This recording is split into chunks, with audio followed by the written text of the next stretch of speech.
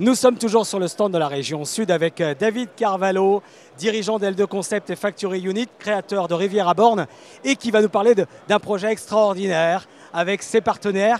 C'est quoi ce projet? Qui a bossé avec vous dessus, David?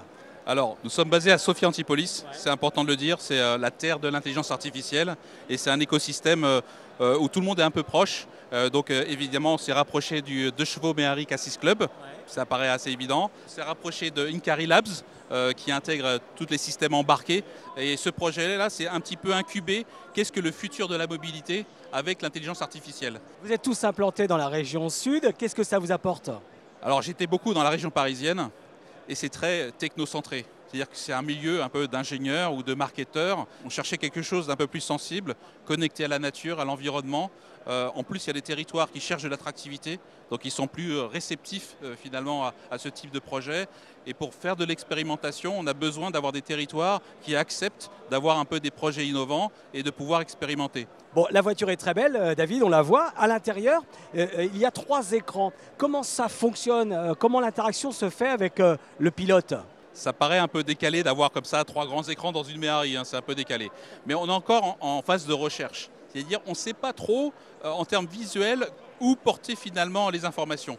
On a tous notre téléphone et on est sûr que dans 5, 10 ou 15 ans, on aura encore nos téléphones. Donc on pense que cet objet-là est encore le lien qui va permettre de connecter finalement nos données personnelles avec les capacités du compagnon de mobilité qui sera la Méhari.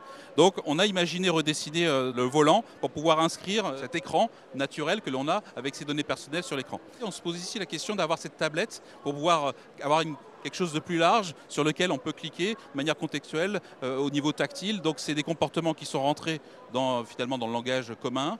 Et ensuite il y a le grand écran qui est sur toute la largeur donc du tableau de bord.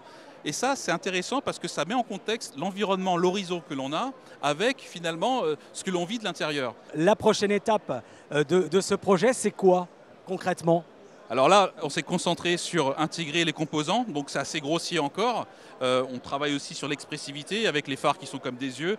La prochaine étape, c'est de faire un matériel roulant, donc miniaturiser les composants électroniques et de commencer à superviser cet apprentissage, de les mettre dans les rues, de voir comment les occupants, mais aussi les urbains, vont pouvoir réagir et de pouvoir superviser cet apprentissage. Alors être ici à Vivatech, ça représente quoi? C'est quoi l'intérêt pour vous et pour vos partenaires?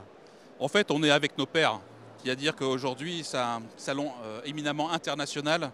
Donc ça réunit des compétences et des gens incroyables, à la fois au niveau start-up, au niveau des grandes entreprises. Et évidemment, on veut avoir cette conversation avec eux pour pouvoir intégrer aussi peut-être leurs briques technologiques, mais aussi d'avoir cette conversation sur le plan éthique et sur le plan aussi culturel et de voir finalement le chemin en termes de robustesse qu'il faut prendre. Parce que il y a beaucoup de questions plus que de réponses sur ce sujet-là.